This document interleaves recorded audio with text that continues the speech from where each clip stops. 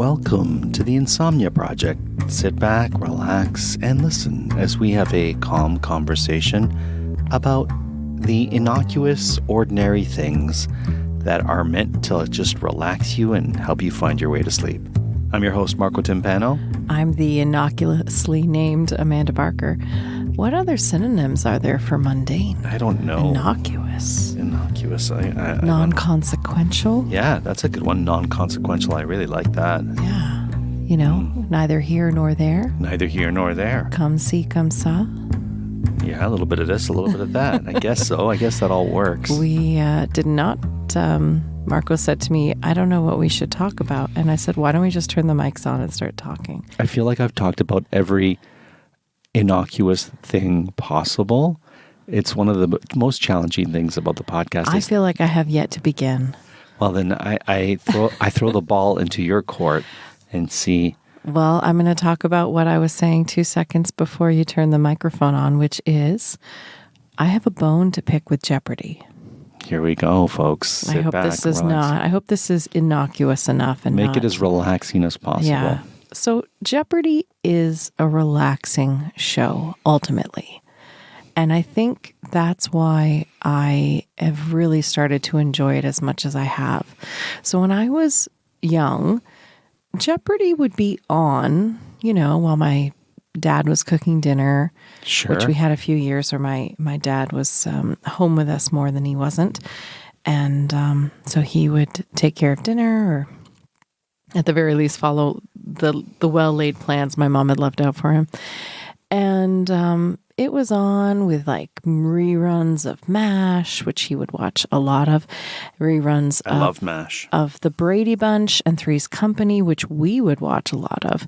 And Jeopardy kind of found its way into all of that. But for me, as a kid, I did not like the game show Jeopardy because it was really all kind of above my head. Right. It's really not. I hear families playing Jeopardy, but I don't know any kid that, well, I shouldn't say that because our niece really loves Jeopardy, doesn't she? I used to love it as a kid, too. Oh, did you love it? I did, yeah. I used to watch it with my folks. But wouldn't you get frustrated if you didn't know the answers? No, I knew the answers.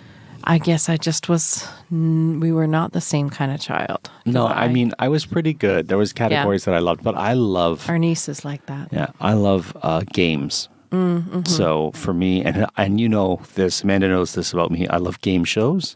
I tend to watch a lot of game shows, or I enjoy a lot of game shows. I love game shows too. What do you think my favorite game show is? I always think it's the whammy one. I did love that as a kid. Press Your Luck. Press Your Luck. But my ultimate favorite game show? I'm trying to think. Really? I thought you'd know this instantly. Well, one of mine is $100,000 Pyramid, so I don't know if that one's yours.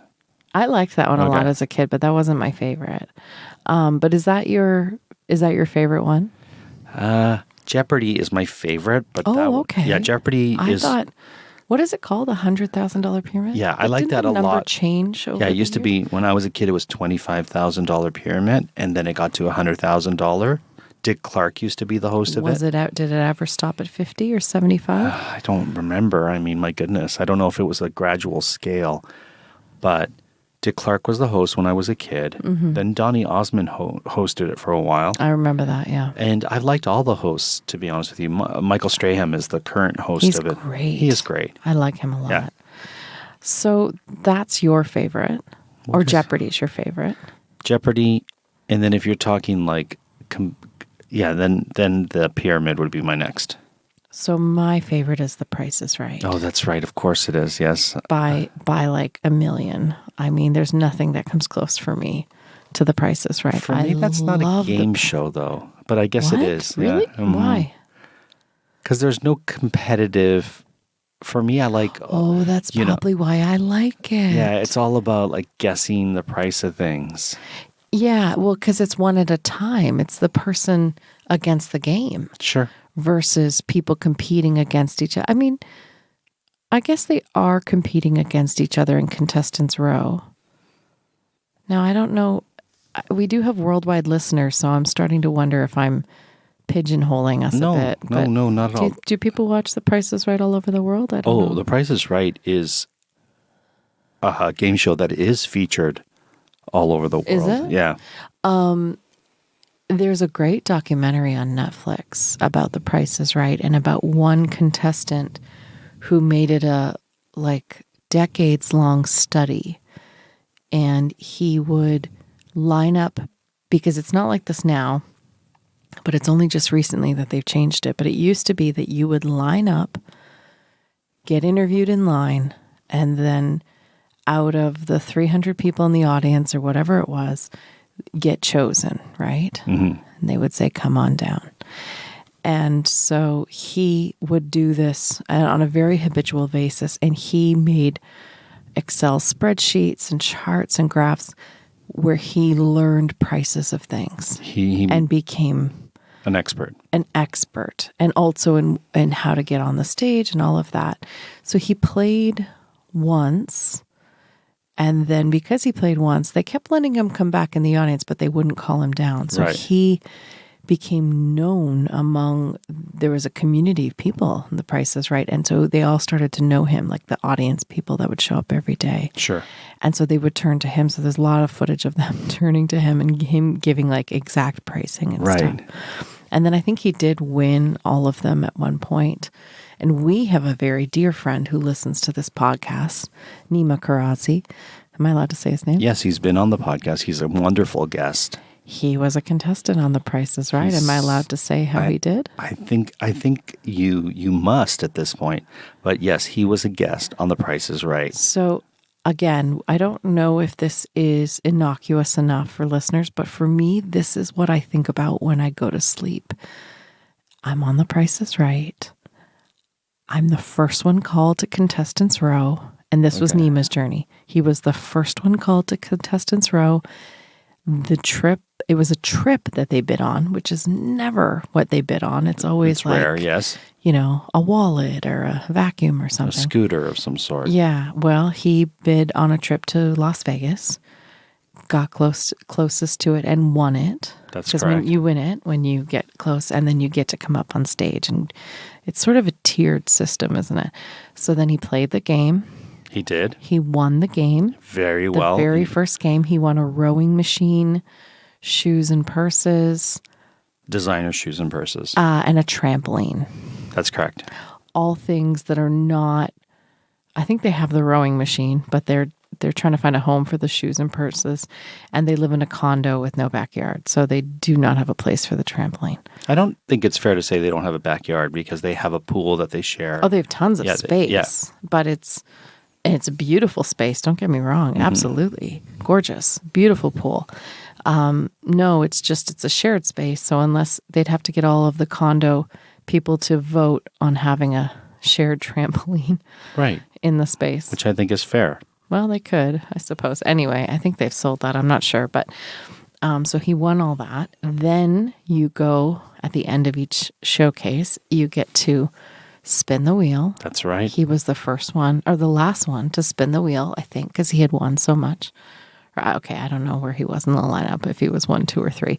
Anyway, he got to go into the showcase showdown. But before he did that, as the wheel is spinning, the person who spun the wheel, in this case our friend Nima Karazi, you're able to send a shout out to your friends and family. That's right. And he gave us a shout out. He gave us a shout out to Amanda and Marco. And it was a wonderful moment. I can't even tell you how loud we were when we saw that. We live filmed us watching it. And yes, it was wonderful. It was a wonderful moment. So then he won that.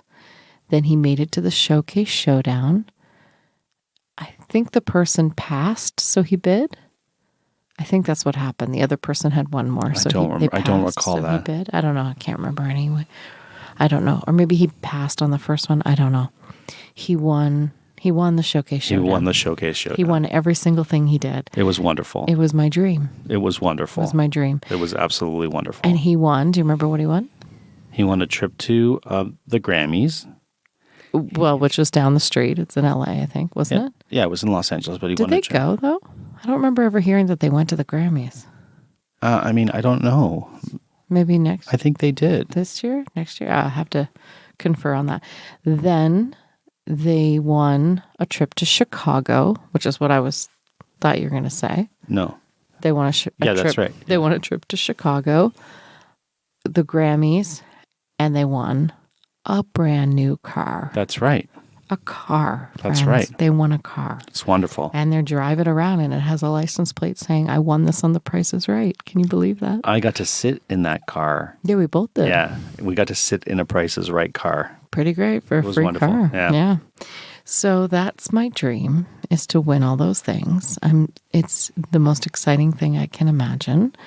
So I guess it's not an innocuous thing, but it's a hopeful and comforting idea for me. Fun little things that you'd get to win. So that is my favorite game show. Funnily enough, I was on a version of The Price is Right. That's right. Do you want to explain to everybody what happened? So we went to Vegas with Amanda and her folks one year for Christmas time, I believe it was. Mm-hmm. I can tell you it was Christmas of 2009. And there was a Las Vegas version of The Price is Right you could attend. It was like a live show, not televised, but you could win prizes. And so we go, and Amanda was really excited. And I was like, I was really excited. I was like, okay, this will be fun. But I wasn't so excited, but I thought it was a cool thing to do. Mm-hmm. And Amanda was acting a little bit strange in the lineup, but I then found out she was trying to seem very excited so that they would pick her. I knew that if I was excited that they wouldn't probably pick me, they'd probably pick my friend.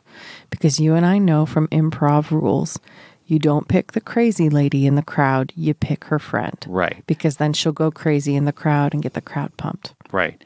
And so they didn't pick Amanda, but they picked me. I was trying to figure out what that noise was. That's you doodling. Yeah.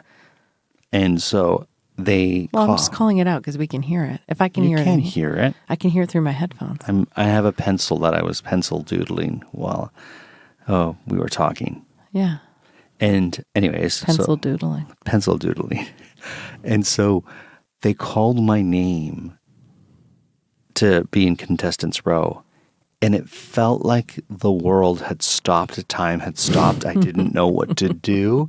And so when I watched The Price is Right, I can understand why people seem so disoriented when their name gets called. It's a very exciting moment. And so I run to contestants row, and as soon as you get there, they're showing the prize, but you're still trying to come back down to earth. Mm-hmm. So you're not quite settled by the time they get to you and they ask you for your bid. Right. And I remember it was a outdoor patio warmer. Those they look like poles that have a little roof on it. A heater, yeah, thank you. And that's usually the case. I think in Nima's case, he was at the very. So again, that's Mark with doodling. Sorry. Okay. He was at the very top of the show, so he had 4 other people that had to come down to contestants row. So he had time to focus, right, and chill. Whereas in your case, you didn't. I don't think. So when they showed this heater, and they wanted me to bid, this is in U.S. prices. So I turned to my family, Amanda and her parents, hoping that they would help me. And they all just looked panicked, and no one gave me any indication or help of my family. And I didn't know what to do. So I just bid my favorite number because the host, I don't even remember who he was. I think he was like a soap opera star. Yeah. Had to say to me, Marco, we need your bid. Yeah. Yeah. And so I bid $333 because that's my favorite number. I don't think it was was it a soap opera star?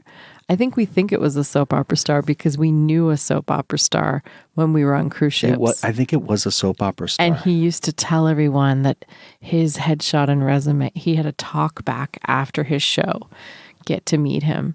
And he used to tell everyone in the crowd, and right now, he said this all summer, my headshot and resume is on the desk to possibly be the next host of The Price is Right. And everybody would do an ooh and ah, like, oh, that's gonna be you. And of course it wasn't. It was Drew Carey, I think. Yeah.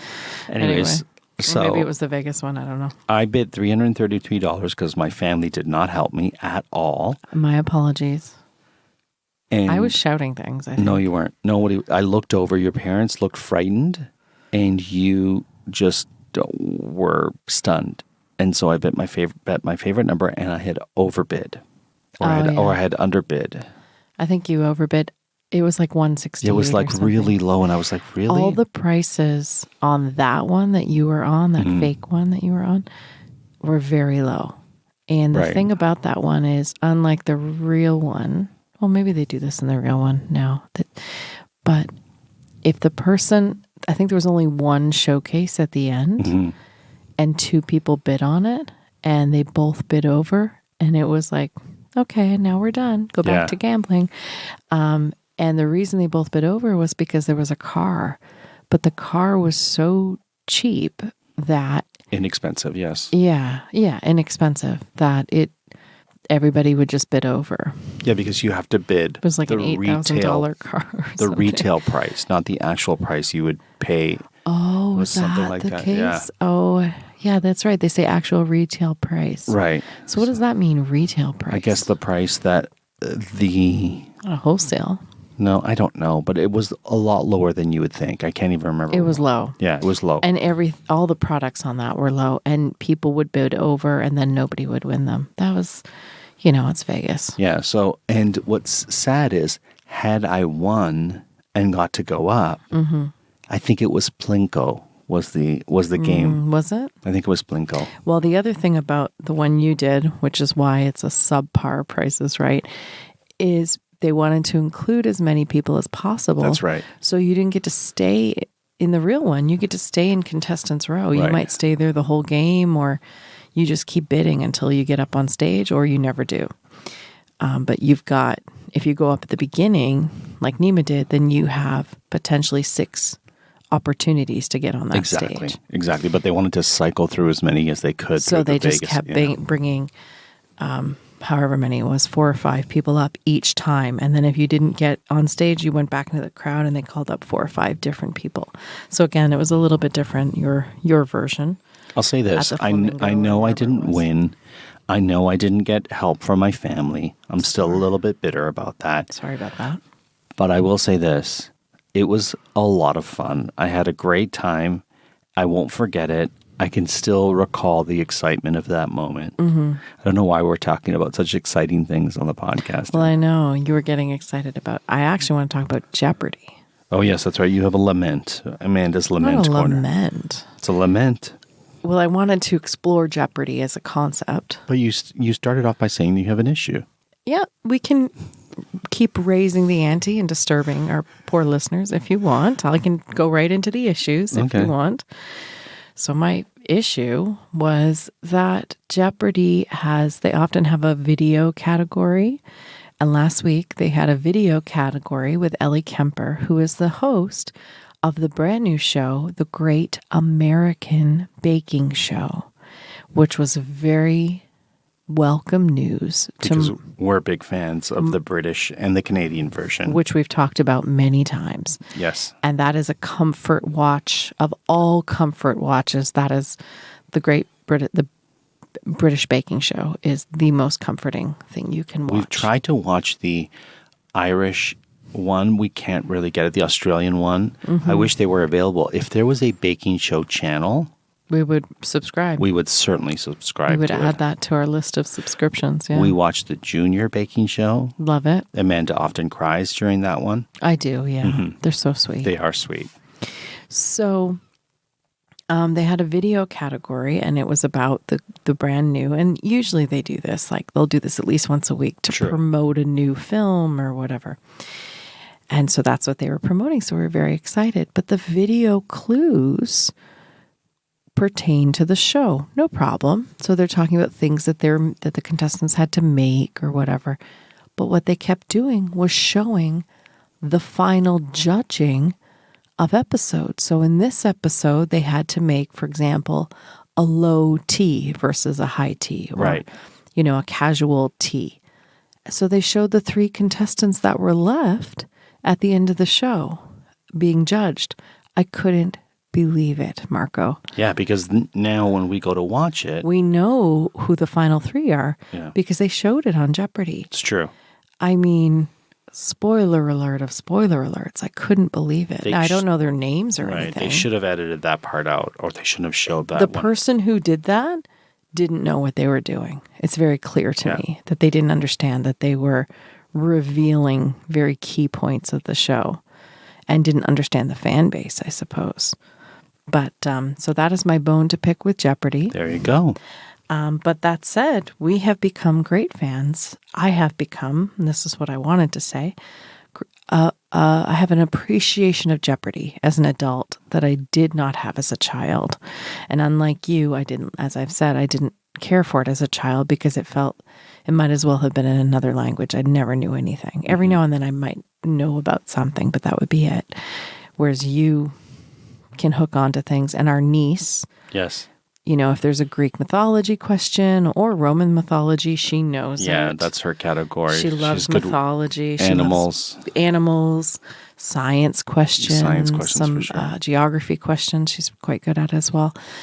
So, and people have met her because she's been a guest on this show. It's true. And Amanda's really great at categories that deal with literature. Mm-hmm. That's an area where it's like if there's a literature channel, let's get the literature channel.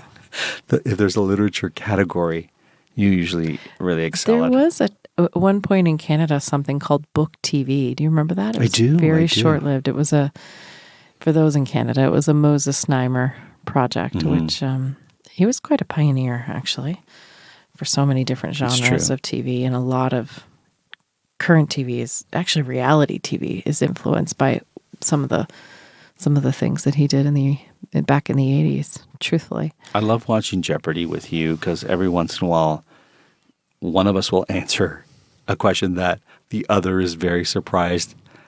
That you had one the other day. I was like, how did you know that?